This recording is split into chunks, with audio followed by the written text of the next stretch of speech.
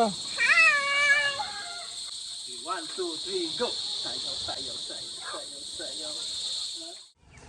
So ito yung mixture natin mga ka-farmers. Yung ating 8 pesos per kilo na feeds, hinaluan natin ng darak. So yan na yun. So ito ay ibibigay natin doon sa mga paitlugin nating manok, doon sa breeders natin. Yan yung ipapakain natin.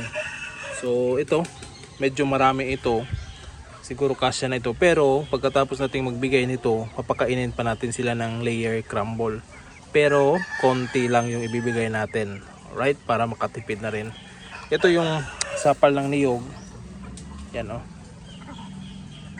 Presko pa yan. Ihahalo din natin ito. Yan.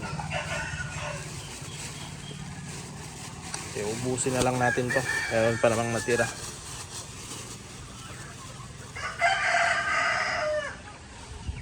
So yan yung sapal ng niyog. Hinalo natin doon sa 8 pesos per kilo na mga grains. At saka hinaluan ng darak. Yan yung ipapakain natin sa mga layer natin ng mga manok. Yan na oh. So babasain ko pa ito ng tubig para hindi masyadong dry, para mas makain ng mabuti ng ating mga alagang manok. So ito, lalagyan ko muna ito ng tubig mga ka-farmers.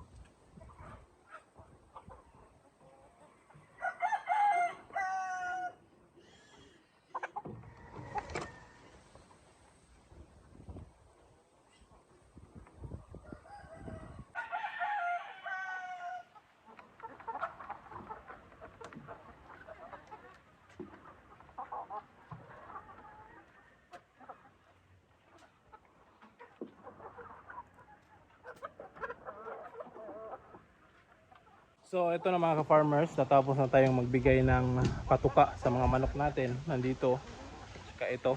yung mga breeders natin. Pero sa ngayon hindi ko talaga pure feeds yung mga manok ko dahil nagtitipid.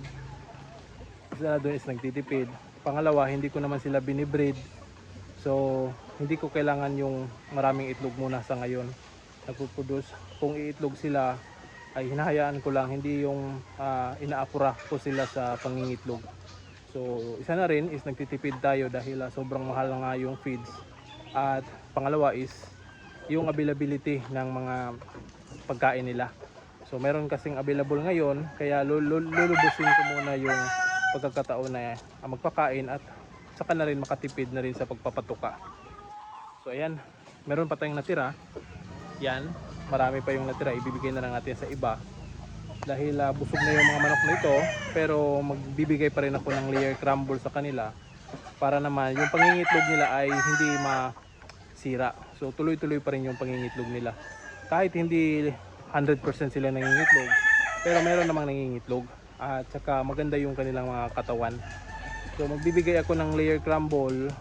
Yung usual na binibigay ko ay nasa sa isang kulungan, 2 takal ng patukaan, yung patukaan na maliit. Pero dahil nakakain na sila ng ganito, isa na lang yung ibibigay ko sa kanila. So kalahati yung nabawas. At least nakakatipid na rin tayo. Alright?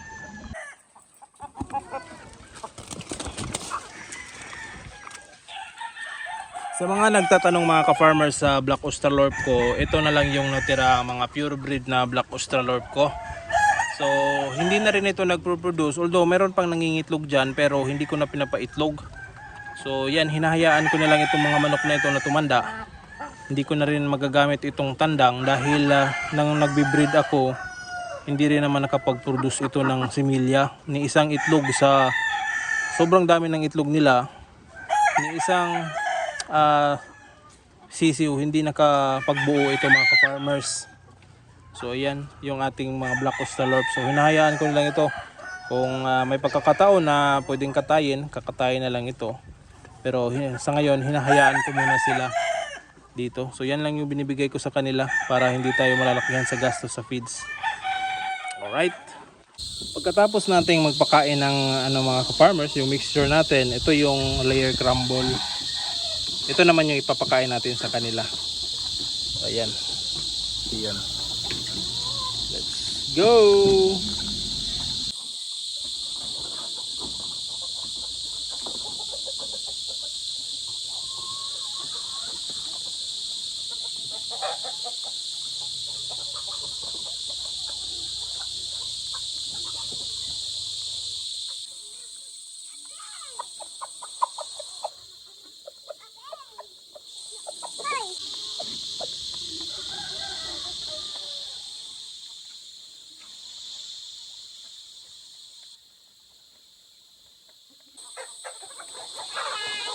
Tando ka dahil.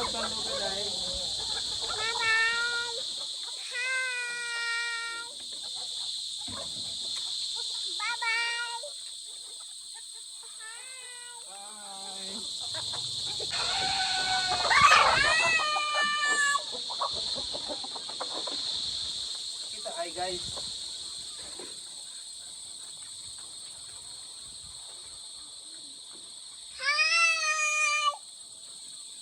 Pa. Ayo, diri David. Sige. Dali ato mas atras pa diri. Diri na kay malayo pa duha. Dali kay mahurot ang video dali dagan. Diri. Ya. 1 2 3 go. Sayo. Sayo. Pero magdadal dito. Ano mo?